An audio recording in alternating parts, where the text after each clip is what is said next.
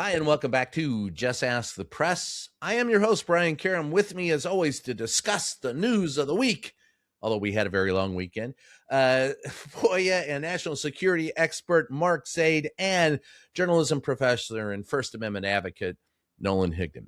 Guys, thanks for joining us. This week, we've got to run through Donald Trump having a meltdown on Meet the Press. Donald Trump made history by being the first sitting president to attend the NBA Finals. He also made history by being the first sitting president to be booed while attending the NBA Finals. He was rebuked solidly by the House on his moves in Iran.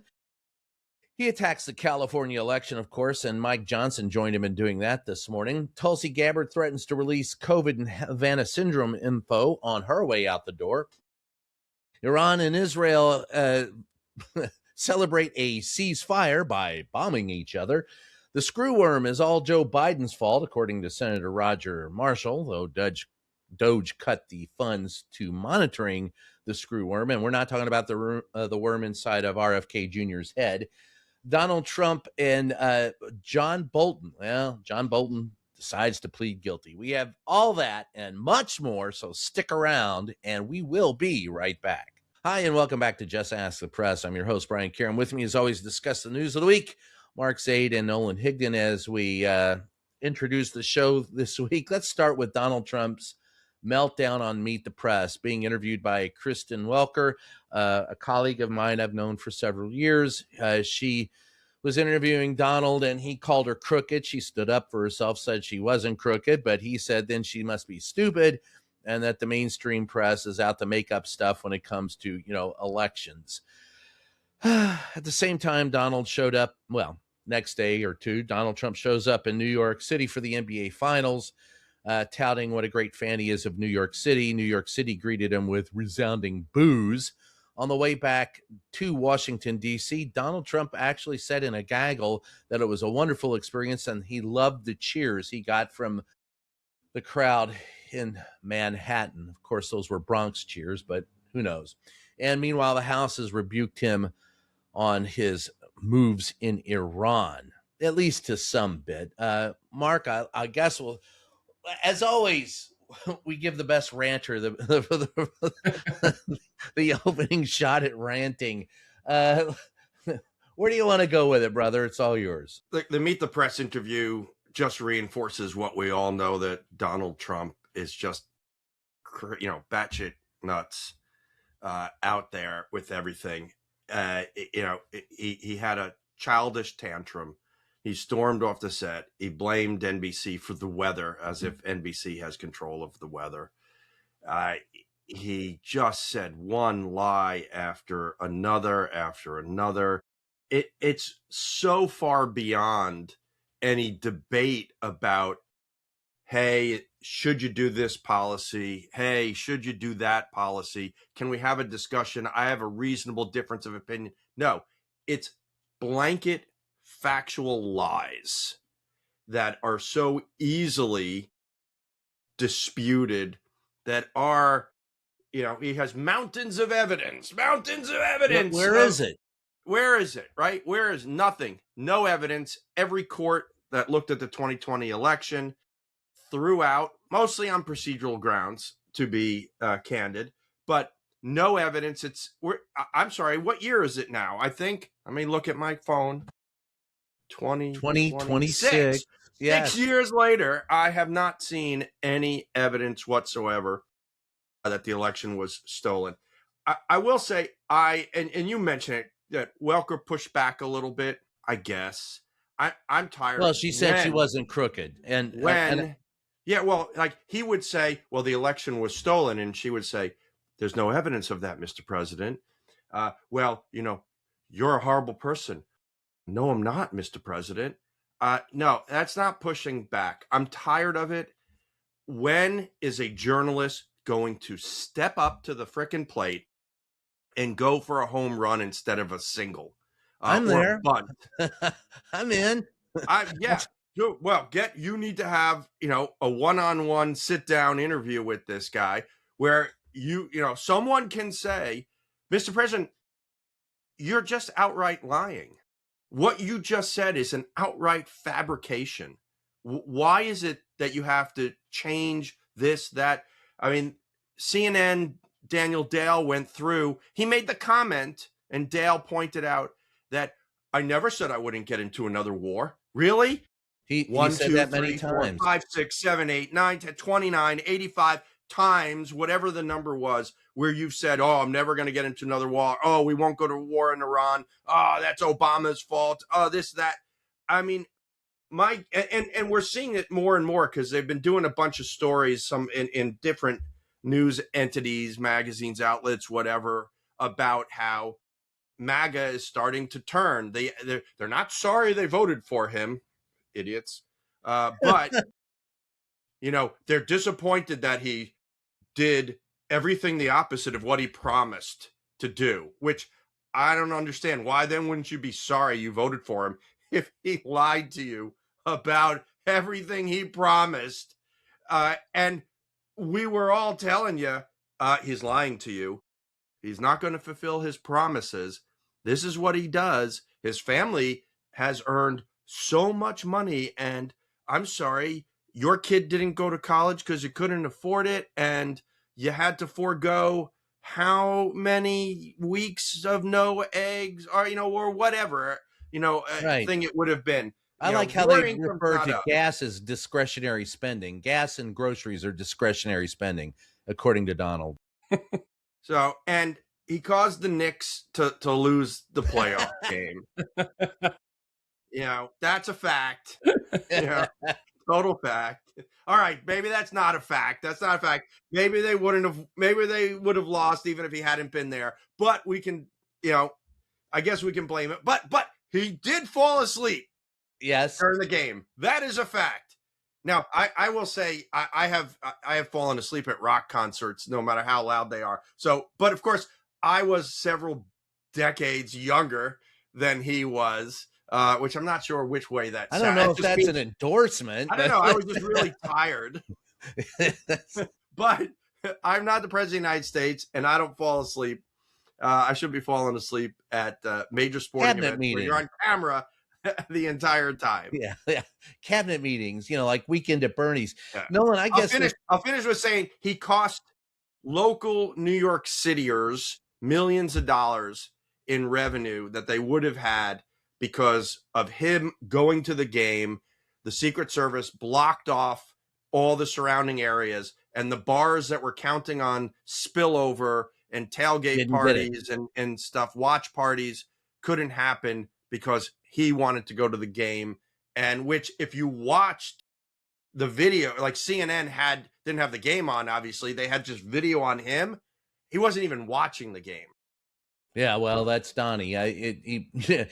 Well, let's go over a few of these things here, Nolan. First of all, Stephen A. Smith from ESPN was one of the ones who said Donald Trump shouldn't even show up at the game because it's a huge disrespect to Manhattan.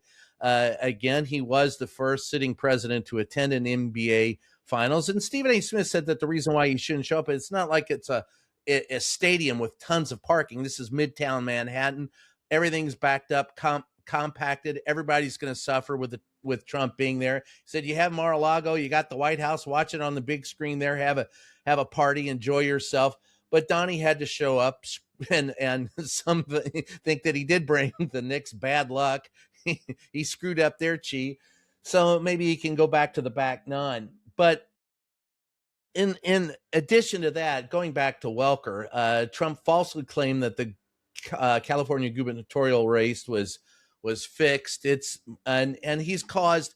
There are people that are saying, I mean, these are MAGA, and there are probably a lot of bots and a lot of trolls saying that Donald Trump really showed that Kristen Welker. This is how you fire back.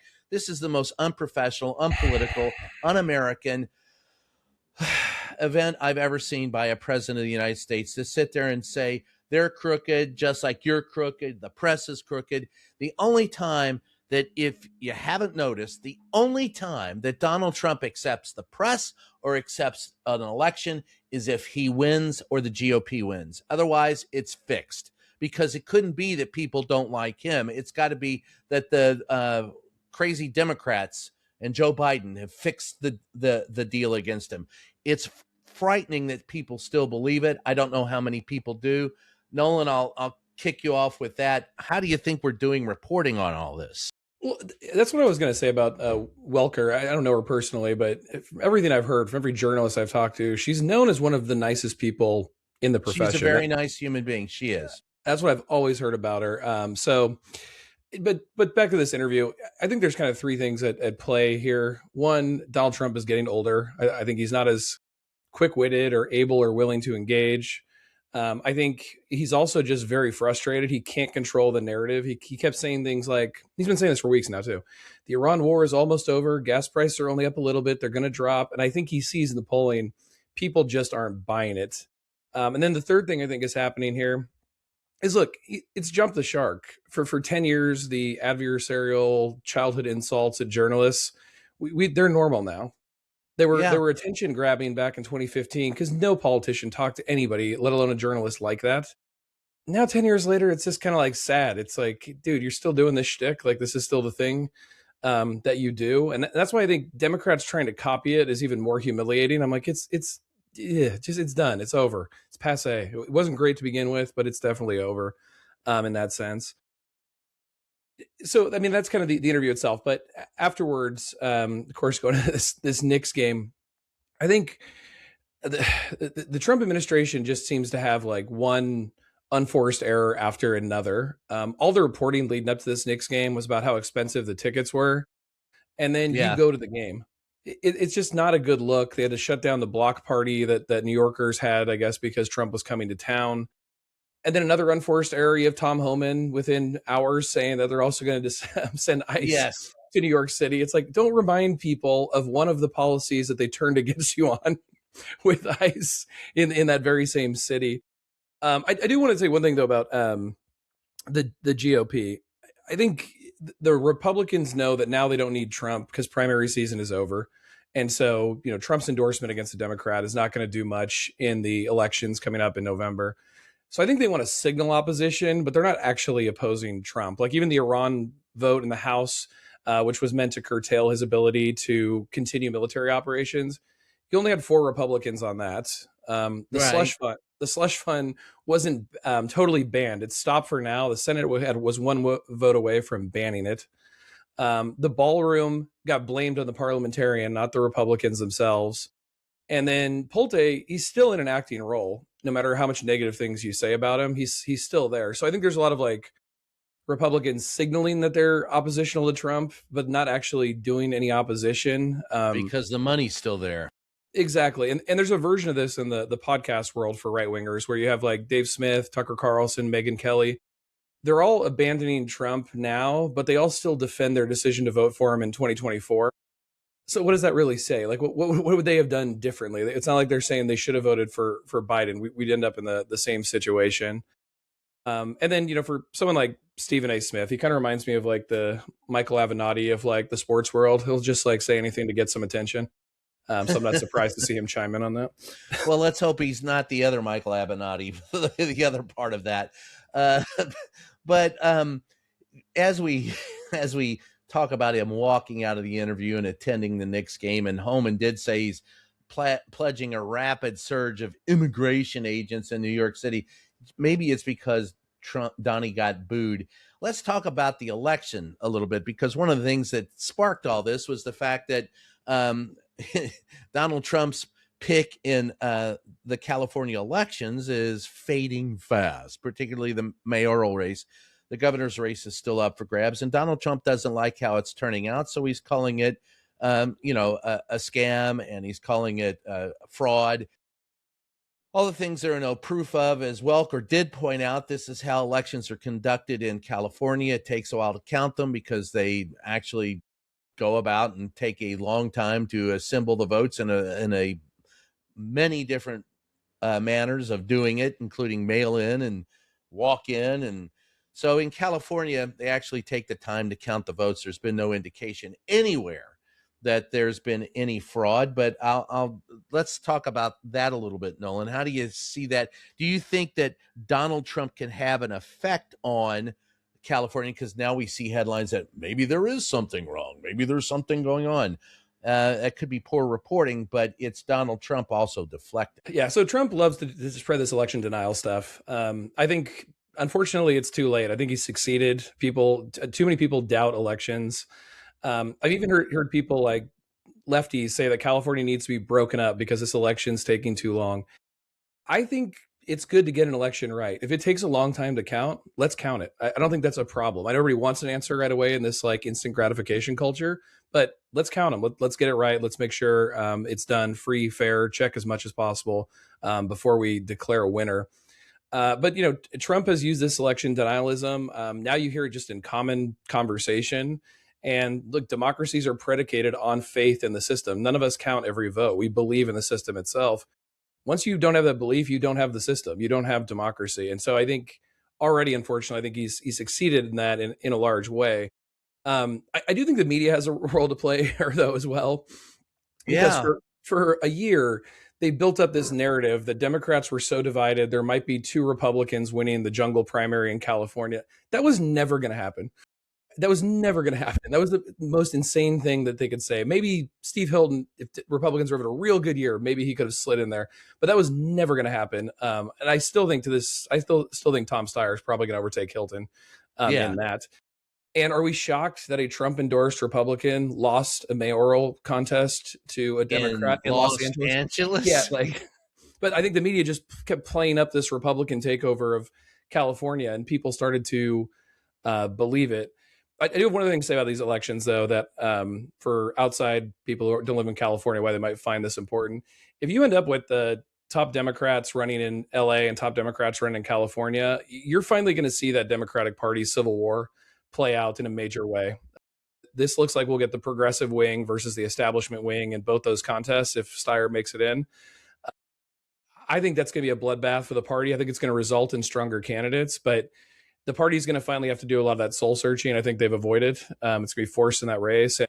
Well, you have to have a soul to search, but that's just so maybe that's just me.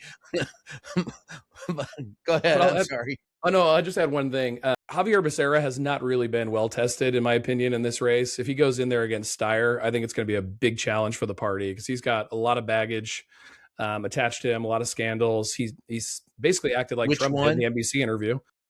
Javier Becerra? Yeah. So I think that's going to be really rough on the party as well. Well, and Mark, I will. The whole idea of elections are better when they're quicker. You count them quick. I mean, it's I always say sex and elections are better when they take their time, but maybe that's just me. Quicker isn't necessarily better, but with Donnie, coming quickly is always the thing. Wow. I tee you up with that, but honestly, let's get it right. Well, the issue is not about fraud. It's about inefficiency and a policy debate about how elections should be run or not. And California's been doing this for a long time. Yeah. There was no shock about that, about no surprise. It allows you to mail in a ballot and it gets counted as long as it's postmarked before the election date. And it's now taking a whole bunch of time for them to count it. And it's taken longer than it does in other states. And other states have different rules about it. And maybe that should be looked at to determine. Maybe it's just not efficient. Then again, it's not like the winners assuming office right away. They don't take first, for one thing. I mean, obviously they have to run. It's just a primary, so they have to run in the general election, and that does have an impact on it. I mean, so maybe they shouldn't have mail-in votes for primaries. Maybe it should just be for the general election, because obviously those who win the primary, you have to know who won the primary, so you can start figuring out who's going to spend what money and fundraise and things like that. Well, now you're making an argument for them to take longer. Who the hell wants to see any more goddamn campaigning? We're happy to have 2 weeks off from commercials, Mark. Yeah. I mean, but, all this, is it just has nothing to do with fraud. And the notion where they were talking about, well, this can't be because my candidate was so far ahead of the others in the beginning. Yeah, because there are clear delineated lines about how certain voting groups vote. Democrats tend to send in the mail votes. It doesn't faze them, whereas Republicans don't, because Donald Trump's been telling them it's all fraud. Don't use mail votes. Mail voting is fraud. Of course, what does he do? As we know, in the Florida elections, he frickin' mailed in his vote ballot for it. The hypocrisy, what a shock. Again, that's there. But, so there's a lot of things that could be looked at, but it has zero to do with fraud. The other thing it's interesting, just on an election issue, Ken Paxton down at the Senate race in Texas is going to be a big deal. It's Ken Paxton versus James Tallarico for the Democrats. And Tallarico, the defense, yeah. Tallarico, I don't pay that close attention to Texas, other than it's a huge state and one of the only states that could actually secede legally from the United States if it wanted. Which, go ahead. See you guys. If that's you're threatening it every so often, knock yourselves out. Let's see if you can do it. But in any event, Ken Paxton's lawyer for his impeachment came out and endorsed Tallarico. Which was really interesting. He was on CNN with Laura Coates on Monday night, and now he does say candidly he's a Democrat, and he's been he's a lawyer, so he represented his client aggressively, and more power to him. He obviously did a great job, because the fact that Ken Paxton still has a reputation, or I guess a reputation that nobody cares about, and he was able to defeat the impeachment by his own frickin' party that was trying to impeach him, was pretty impressive lawyering skills, or political skills, or both. Who knows what the heck was going on. But that was pretty interesting, where he was saying that this guy should not be he said he was divisive, and that Tallarico talked about unity, which is what we need. And some of the things that he said about Tallarico were very interesting to listen to, particularly if you extrapolate it across national, not just Texas, but nationally, about the need for us to find commonalities and build our community, unity instead of divisiveness. All those things were great to hear. It was odd that you would hear it out of Texas, but maybe that's just me. So, I'm sorry, I interrupted. Go ahead, Mark. Did you want to finish? No, that's it. No fraud. No, there you go. With that said, we're going to take a short break, and when we come back, we're going to talk about Tulsi Gabbard. Oh boy, stick around. We'll be right back. Hi, we are back. It is Just Ask the Press. We're coming to you from a coal mine. Actually, we're coming to you from the COVID mine, from the Havana Syndrome mine. No, we're talking a little bit about Tulsi Gabbard right now, who is leaving her exalted position at ODNI and has threatened to release COVID and Havana Syndrome info on her way out the door. Mark, I'm going to turn to you on this one. Unpack it. Both you and I have requested FOIA information on Havana Syndrome for a while. I don't know what she's going to release on COVID fraud, but you can unpack all of that for us. Yeah, I mean, who knows COVID fraud? For one thing, I'm not quite sure what the DNI, the Director of National Intelligence, has on COVID fraud. Other than maybe it's going to be more China origin stories and it things happened like with that. China. They let it happen. We tried to stop it. Yeah, that. But I still have never understood, what was one supposed to do. Do we think the Chinese might have lied about certain things? Oh, what a shocking surprise that would be. If do I think they released it on the world? No, that would be pretty idiotic to have done. Did they screw up and maybe let something get out of the lab that they shouldn't? Okay, maybe, right? But to me, the more important story about COVID is, how did the world deal with addressing this pandemic? Which obviously there could be lots of debates on, but I don't see anything where it was a fraud. But we'll push that to the side. AHI, anomalous health incident. So on Gabbard's desk is said to be, from those sources I have, a document that would rescind the intelligence community assessment from 2025 about AHIs, which had effectively said that they don't have evidence of foreign actors committing any type of attack or however one wants to describe it, incidents causing these incidents. And she had testified before. I think it was on the House. I'm blanking if it was the House or Senate side now, where she said she would rescind it and revise it. And there's been a document on her desk to do that and issue a new one for a while. And there have been those of us who have been pushing for it. It just hasn't happened yet. There's still a lot of internal debate. But, she's on her way out, so she can very much do what she wants. So we'll see the most transparent administration that ever has been, which is mostly releasing a lot of nothing or deflections and sort of like squirrel type stories. But the AHI stuff is actually meaningful and important.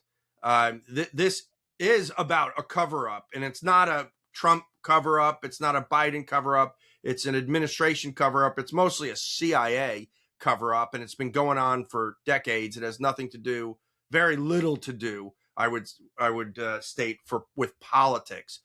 Small p politics. Well, they're going to blame Biden, but and there's a lot of blame I can put on the Biden administration. Yeah, without a doubt. There's a lot of blame I can put on the first Trump administration. Yeah, because that's most of the attacks were going on during 2016 to 2021 in particular, though I know of ones past 2021. And we do believe it was predominantly the Russians. It could certainly have been other foreign state actors. We talked a little bit about this the other day or week, whenever it was, when the director of CIA, Ratcliffe, goes down to Cuba and doesn't ask, apparently, anything about AHIs, because that is where the story broke. Let me interrupt you for just a second. AHIs, for those, those late to is the Havana Syndrome. It's anomalous health problems that have been cropped up. It got the name Havana because it was first reported in Cuba.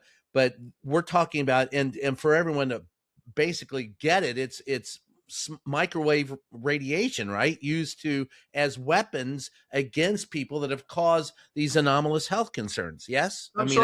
Some sort of directed energy. The chief suspect has been microwaves. And it's been around for a long time, but it took a transformation in the last decade. It sounds like science fiction to most people. I mean, it's science. But not fiction. It's just not fiction. It is absolutely science. And I've got dozens of clients who have been impacted by it. And, mostly within the intelligence community, some within the diplomatic community, few people in the military or defense community, but predominantly spies who have been targeted around the world, including here in the United States. So I welcome, she wants to release information on UFOs, on the Kennedy assassination, on COVID. What other wacky stuff have they released stuff on? RFK. RFK, MLK, all these initials. Okay, AHI is next. No, it really didn't have an arc. You know that, right? Release the files. So pumping the fist in the air. Release the files. Release the files. So Nolan, I guess, and one of the reasons why I explain this, Mark, you and I are well versed in it, but I think the reporting on this has been very poor, particularly with the AHIs. I don't think that we really get an understanding of what it is and how serious it is. And to Mark's point, the CIA has covered up a lot of it, but I think this is one, if she's actually going to come out and release, that type of information, I, like Mark, welcome it. Nolan? Yeah, I agree. I haven't been swayed by much of the reporting on Havana Syndrome, but that could be because low quality of reporting. But to Mark's point, that long list of different incidents or people that we want files released on, this is another example of how the Trump administration bastardizes a good idea. I want transparency on every single one of those issues, But just releasing content without context is going to just lead to more nonsense around the issue. It's going to be more difficult to discern what is true because people are interpreting things without the proper context. I think in the case of COVID, I can't say this about Havana Syndrome because I don't really know, but in the case of COVID, I think what we're going to find is probably more government ineptitude in terms of how we responded or communicated about it. I think we'll get more of an idea that more people were actually. Not if it's going to be talking about Trump. I don't think you will. That's true. That's assuming all the files released. Good point. Yeah. But I think we'll get more. There was more discussion about lab leak because during the early, for folks who don't remember, during the early pandemic, you were called like a racist if you said it was from China or social media companies censored any talk of lab leak. And then 3 years later, two federal agencies, the FBI and Department of Energy, both said that lab leak was possible. So now it's okay to talk about it, but it wasn't back then. And I think Anthony Fauci also, anything released, I think is going to be bad for him. I understand he is a scientist, but he was also playing a role in government, and he played politics. That there's no doubt about that. From when he first said masks weren't required to then saying they were, and he said, "Well, I had to say that because I didn't want to run on PPE," or when he changed the number of herd immunity, or the supposed letter he did about lab leak. All those things I think are going to look bad for Fauci, but I don't think we're going to get any closer to truth on any of these issues. It's probably going to lead to more false or baseless conclusions and more confusion around the topic. Well, that's speaking of false conclusions and more cloudy around the topic. I want to switch topics and talk a little bit. And Nolan, I'll let you lead off with this. Donald Trump last week said that a ceasefire in the Middle East means we just shoot at each other a little less. Those are, I'm paraphrasing, but I also look at the term cease fire. Cease fire means, yes, stopped firing, but we haven't stopped firing. And in fact, Iran and Israel bombed each other over the weekend, continuing what Donald Trump has said is a ceasefire, and we've won the war and we're moving on. But I don't think that, A, we're reporting this very well. And secondly, when you look at it, I don't think the ceasefire is anything but a sham. Nolan? The ceasefire is absolutely a sham. Every 2 weeks, every week, he tells us we're 2 weeks away from ending this war. And this has been going on now for months. The reporting on this is very fascinating to me. If folks recall, after the 12-day war, when the bombing started again between Iran, Israel, and the United States, Marco Rubio originally came out and said that we had to bomb Iran because Israel was going to bomb Iran, in which case we'd get in a war with Iran anyway, so we wanted to be first. And there was this huge pushback from the administration about blaming Israel for good reason.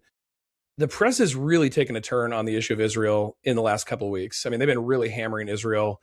They just had a story about killing a 7-month-old baby. They've talked about the sexual assaults. And there's been a lot of leaked reporting that supposedly Trump is the peace candidate, and it's Israel who keeps bombing Lebanon and dragging us back into war. I don't know what to make of this, but I think it's very fascinating that all of a sudden now the press wants to be critical of Israel. And, it gets back to some things we've talked about here before, which is Trump has this relationship with Israel that predates his presidency. And the press has been unable to ever talk about that. They were fine to talk about Russia for years. But there's even things in the Epstein files about the confidential human source who claimed Trump was compromised by Israel. You've got this reporting where Trump was swearing at Netanyahu, angered that Netanyahu wasn't listening to him about this. Obviously, he's got the relationship with other folks like Miriam Adelson. So I think the press is finally coming around to this Israel plays a role. But I also think even when you say Israel plays a role, he's still the president of the United States. He gets to make the final decision. There are proxy states. So Israel's it's almost like the press is giving Trump cover by blaming Israel finally. Well, now I'm queuing up my favorite ranter, Mark. Yeah, nothing new here, right? We supposedly fired on an oil tanker, a foreign flag oil tanker that was trying to get into the strait, and we fired on them to get them to turn around. Look, I'm with you. Ceasefire is supposed to be a ceasefire, and so if there's any firing, it has violated the ceasefire. That's just plain and simple. Just acknowledge simple military terms here. Do you or English. Well, do you see this escalating? Do you think that this is a threat to escalate the war in the Middle East? And the question remains, I want to put the BB and the Israel stuff aside for a second and talk about the fact that Donald Trump, when one of his proxies in the briefing room, and that would be little Marco Rubio, a month ago, came out and said, "Look, we just want things back the way they were." They were the way they were when they were the way they were. But he caused this problem and has empowered Iran. I personally think that the greatest threat we have yet to see, because it's going to portend over years if Iran has continued power to block off the Strait of Hormuz. If petrodollars are no longer used, they've been declining for years. That's something that we had thought about talking about this week. But I wonder if this lack of ceasefire is going to become, like everything else that Donald Trump has done in the past, the new normal. This could be a forever war. What was the reason? We can get past, now academic as to why did we go in the first place? What were the reasons? All right, now that's an academic debate. We're there. All right, so what are the objectives? What are we trying to achieve? And right now, it doesn't feel like we've achieved much of anything. On the world stage, Iran seems to be doing better from a PR standpoint. I have no doubt that probably life on the ground in Iran is crappy. I mean, I'm sure we've done a lot of damage to its infrastructure. It's going to take years probably for it to rebuild a lot of things, just as it's going to take us time to replenish our armaments. But if we're talking about the nuclear capabilities of Iran and whether we've been able to stop it, end it, whatever word one wants to use, that hasn't looked to be the case. And Iran has some level of control over the strait, which it didn't have before. So what's going to happen? And I always remember with history, the 1953 coup that the CIA launched in Iran was so successful until 1979, which is only 26 frickin' years. And then we've now been stuck with Iran for the last 47 years, if I'm doing my math right. Right. 79. So how successful was 1953? And, to get to the point of what you're saying, I mean, 26 years, it sounds like a lot when you're like 21. But my guy, 26 years was 2000. That doesn't seem to us, I'm sure, maybe Nolan, doesn't seem like a long time ago at all. And so where are we going with this is a real question. And, are we safer now versus what we were? Are we safer tomorrow, which is the bigger question? And still, we can end with the points we said in the very, very beginning when the Iran conflict started, that we meaning Israel and the United States, just wiped out much of the senior leadership of Iran, but we didn't wipe out the leaders of Iran. We didn't wipe out who is in charge. We just wiped out individuals. And so the people still in charge now, we just killed their family. We just killed their friends. Do you think they're going to just embrace us and become buddies? Donald Trump does that all the time with his enemy. He doesn't care if you want to come back to his fold and kiss the ring. He doesn't care if you were an enemy before. The Middle East doesn't work that way. That's Never has. That's why Israel and the Palestinians are still fighting after thousands of years. They never frickin' forget. And they're the Hatfields and McCoys of the Middle East. It ain't going down easy, brother. This, here's my, we got to head to break, but I look at what you're saying, and what frustrates me most is not only our misunderstanding of how things work in the Middle East, not just the duplicity involved in the policy that has led us to where we are, But it seems to be, to me, a complete misunderstanding or ignorance of what exactly is at stake. And I think that it's not going to go over well, continuing down this path. And so when we talk about Iran and Israel bombing each other again, and perhaps the use of ballistic missiles, even, this is, to me, a warning that it is increasingly possible that this thing will escalate.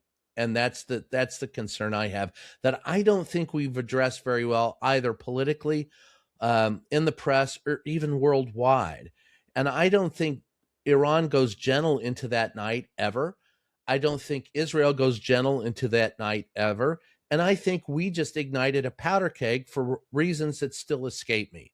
But as you say, here we are, we're there. So how do we extricate ourselves, or, at least put out the fire? And there's don't no think popular uprising, at least none that's being reported.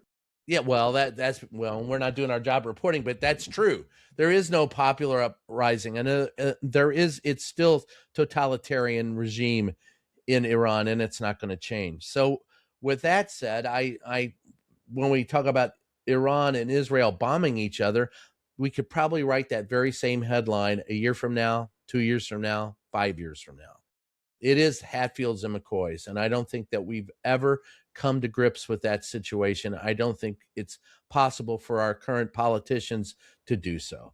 But that's just me. We're going to take a short break. When we come back, we're going to talk about, John Bolton. He's pleading guilty. Oh, that'll be fun to talk about. Stick around. We'll be right. Hi, we are back. It is Just Ask the Press. I am your host, Brian Karam. With me for our weekly review of the news, as always, Mark Zaid, Nolan Higdon. When we left, we were talking about the upbeat possibility of Iran and Israel bombing each other for infinity.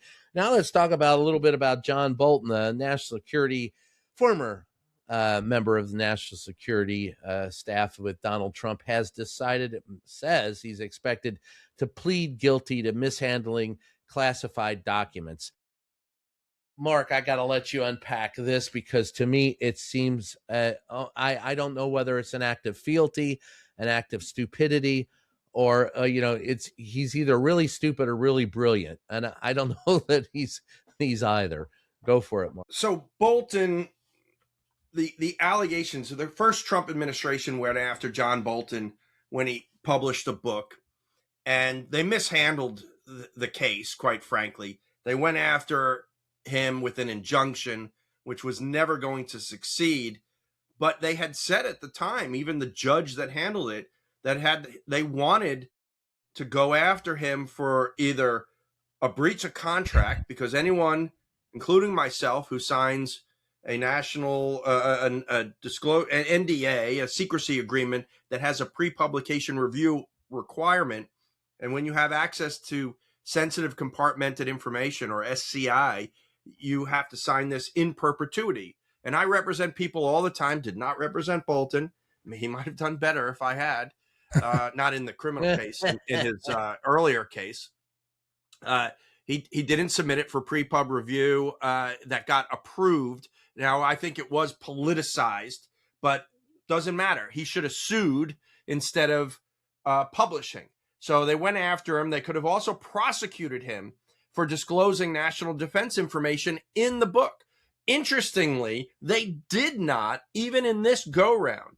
They charged him because of sending emails to his wife and daughter of basically his notes that were then used in part for the book.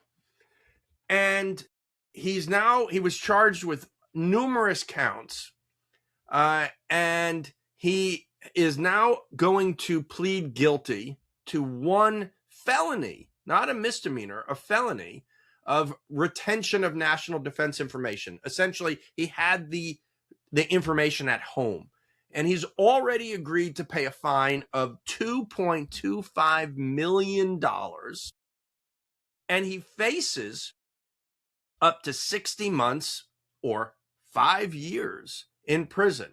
Now he could get no jail time. He could get 5. He can get the 5 years. I doubt he's going to get 5 years. I'm really curious. Will he get any jail time? A similar case, General Petraeus, who has now, brought himself back into a favorable reputational fold. You see General Petraeus, former CIA director, all the time on television, and he was prosecuted for disclosing national defense information to his ghostwriter, who also was his mistress, who at least had a security clearance. Why does this always sound like a soap opera? Go ahead. Not need to know. Yeah. But he pled guilty, and I want to say that actually might have been a misdemeanor that he pled guilty to.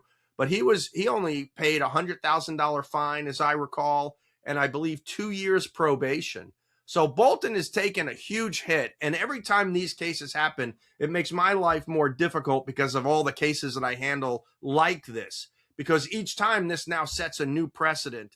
But I mean, I'm not second guessing that this might be a good thing for Bolton. He's in his 70s. They might have threatened to prosecute his wife and daughter because possessing national defense information, you don't have to have a non-disclosure agreement. On its face, the Espionage Act applies to those. It is a higher burden, and it generally doesn't work or hasn't been used that way, but it could. So there could be a lot of factors as to why Bolton is pleading guilty. No doubt Trump will tout it. Haven't heard much about it. It didn't get a lot of press, actually, when the announcement came. It just was meaning a blip. I mean, because there's so many other freaking stories. But he's going to plead guilty. He's going to be sentenced, I should say, I believe on June 26th. So that we'll know a heck of a lot more by that time. But hey, Trump got an ounce, maybe a pound of flesh out of one of his chief adversaries, most of which, frankly, Bolton caused self-inflicted to himself. Yeah, well. But, Trump was able to take advantage of it and got something out of it. Well, Nolan, I guess does this vilify Donnie? I think this didn't get a lot of coverage because there's not a lot of sympathy for John Bolton in the world. Yeah. Bolton going down. Yeah. I mean, it's one of those things, like, this is the brilliance of Trump. He can find these illegal behaviors or corrupt behaviors in the system because they exist, and he can draw attention to them. He's done them himself. Exactly. So he knows where they are. And that's the big contradiction that leaves the rest of us frustrated. It's like, okay, well, how come you're not all going down? How come Trump's not going down? It always ends up being like these sort of other folks. I think they said it was like diary-like notes that he had taken from the meetings or whatever. I don't think we have a lot of information, but I'm kind of with Mark on this. The fact that he pled guilty, I think there was more coming down, and he thought it was best to just cut bait and leave. Well, talking about cutting bait and leaving, let's move on to, and I'll let you unpack this last one. I just love screwworms. I love talking about screwworms.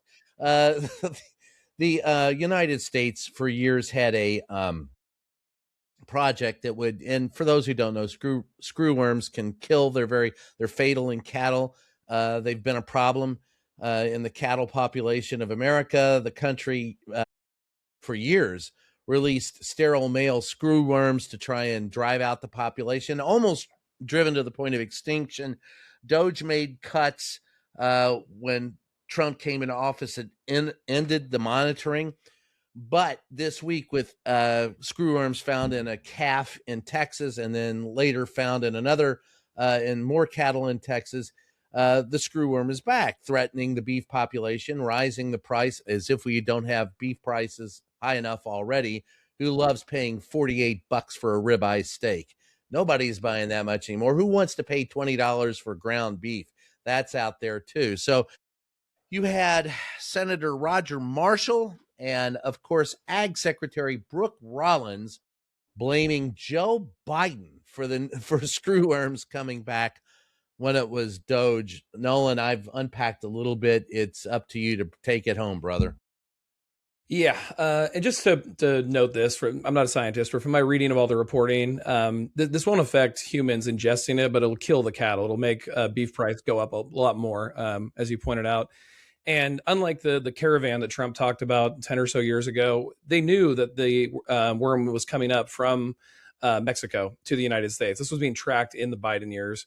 I guess ranchers have had problems with this for quite some time, but decades ago, we started making progress. And that's thanks to USAID money and agriculture money and other things that DOGE cut. This comes at a horrendous time in the economy. And ironically, ranchers who are going to be the most negatively affected, or at least in the short term, they're the Trump supporters.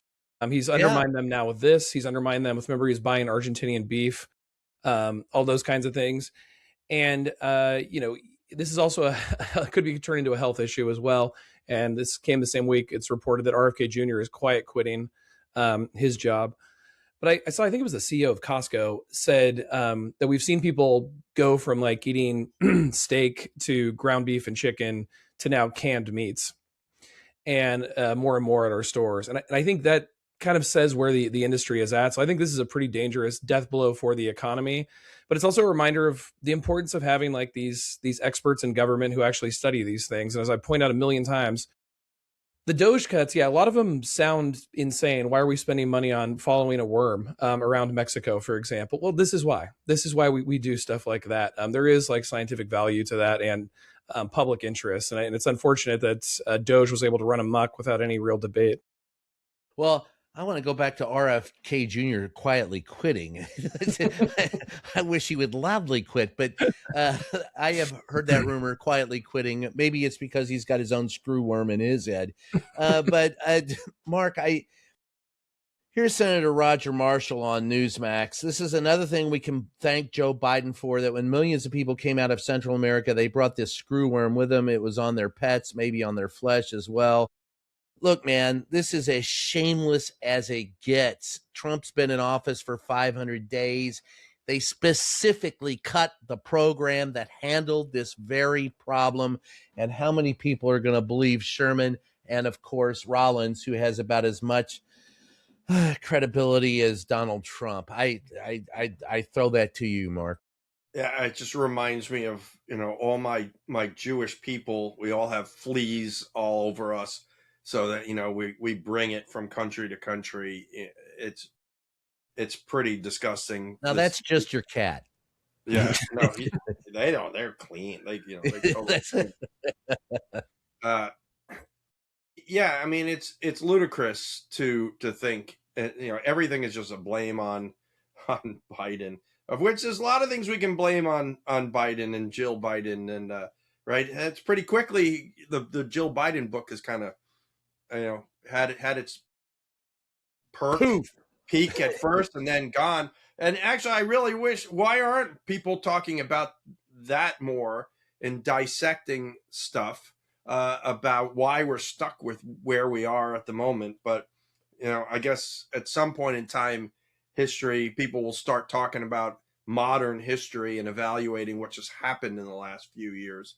And who's to blame? You mean people will be able to read in the future and write? Well, I don't know. We might not be alive if these worms get into our brains or wherever else they go, and we get attacked. And I mean, we keep seeing more and more.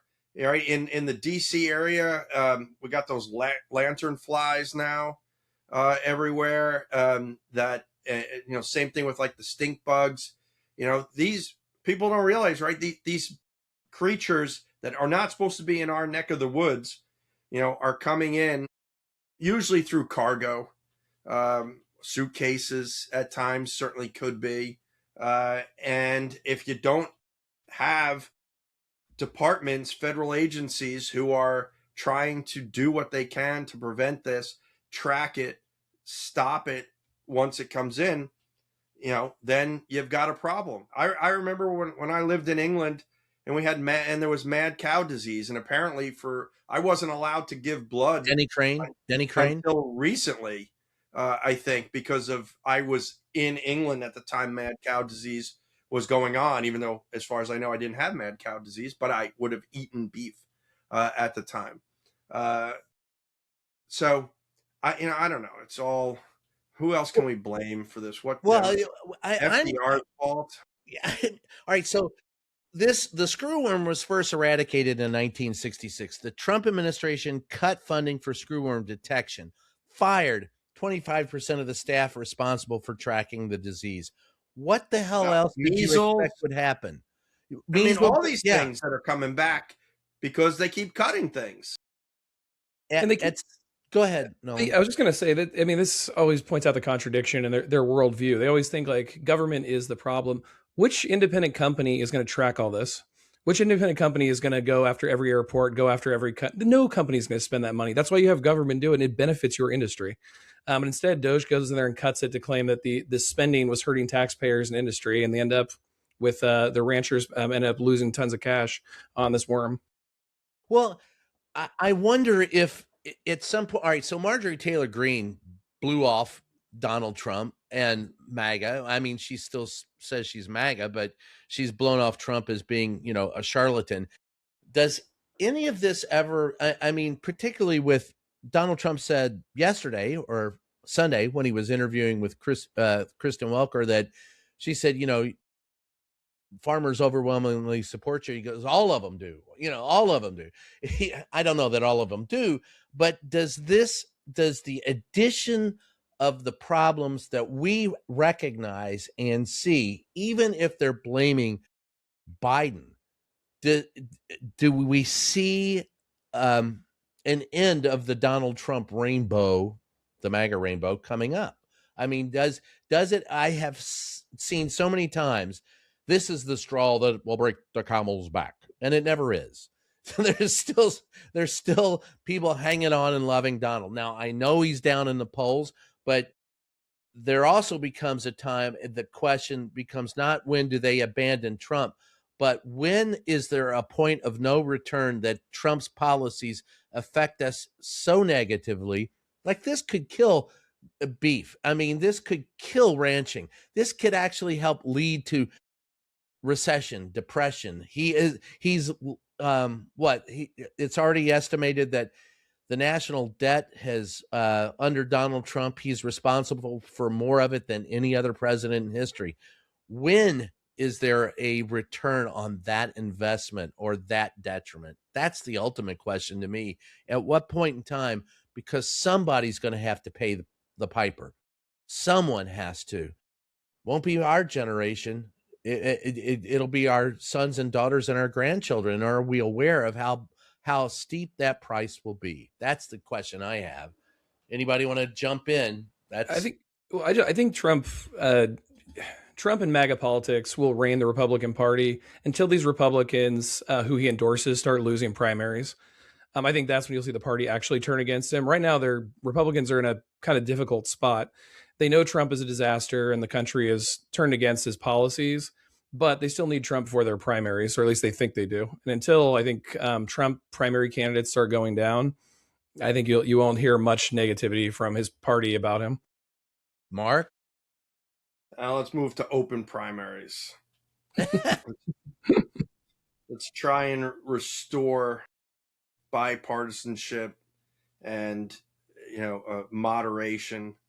I think MAGA will go extinct, or eventually. I can't predict when, but it's an endangered species. Let's put it that way. There'll always be some, there'll always be Proud Boys and Oath Keepers around. So it's an endangered species. It's not going to go extinct like the dodo bird or the passenger pigeon, but it won't be anything that, it'll be like the Know Nothing Party, the Whig Party, as a political faction.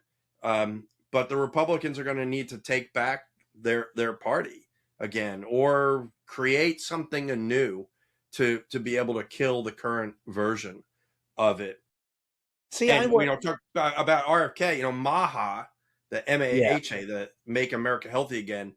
That movement is already turned against RFK Jr., which is probably why, if the rumors are true, he's looking to try and figure out how to exit. But, we're not even 2 years into this administration, and so many of the Good cabinet point. members are either being fired or looking to exit. And I'd love to see what the stats are normally about cabinet officers and how long they generally stay, but I'm pretty sure it's longer than what we're seeing. Well, I'll push back a little bit. I don't think it'll go extinct or in danger. I look at it more as like an infection that goes dormant, because it'll always be there, and with the right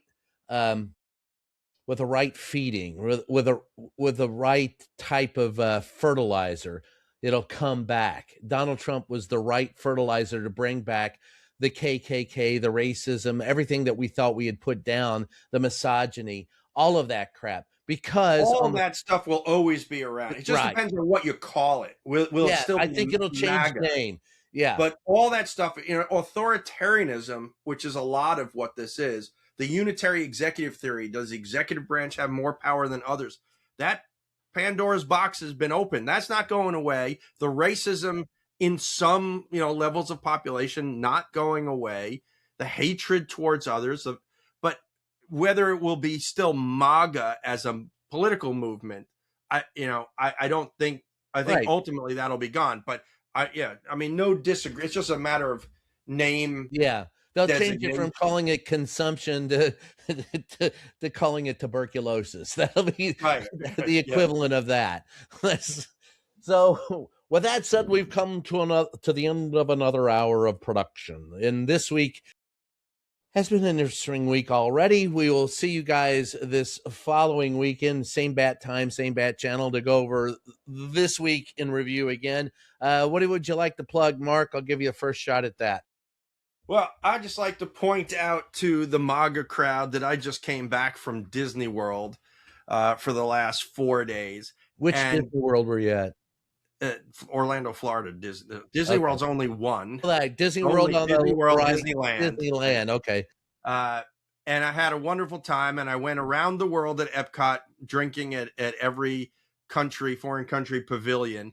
And sorry, I have to disappoint the MAGA crowd. I wasn't there alone, because if anybody looks online on Twitter, X predominantly, MAGA thinks I go to Disney World alone because I once posted photos of just me with Disney characters, as if I was there alone. And it's like, okay, you morons. They always attack people for being pedophiles. Tom Hanks, everybody who's an enemy. And it's like, yeah, I used to not post the photos because the kids were too young, and I didn't want to. I want to threaten my family, jeopardize the well-being of my family. Now everybody's adults, so it was a family vacation. We had a great time. So you drank in all the places around the world. Was there the Star Wars cantina? Did you drink there? I did, actually. Well, see, you've even been to other worlds.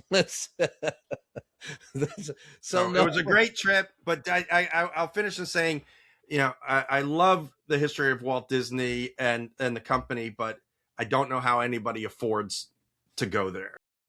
I'm with you there. It was crazy expensive. Well, hell, you can't even go to a ball game anymore. Or the NBA finals. Remember, the average person can't even go there, but Donnie can go. I'm sorry, I could rant on that for an hour. Nolan, what would you like to plug, my brother? Well, I'd like to reach out to the crew at NBC there and ask why they decided to record an interview with raindrops so loud you couldn't hear the interview. Television's supposed to be relatable, and I was sitting in Nevada. It was like 100 degrees, and I was listening to this interview in the rain. And they have noise cancellation. They have noise cancellation. We've got that here on this podcast. I thought the funny part was when he accidentally, some say it was on purpose, but it looked accidentally stepped on the microphone and crushed it and said, "See ya, darling." And I'm going, holy crap, this guy's out of it. Just completely batshit nuts. Too bitter. And that's a doctor term, folks. Batshit nuts. So with that said, I want to thank everyone for joining us.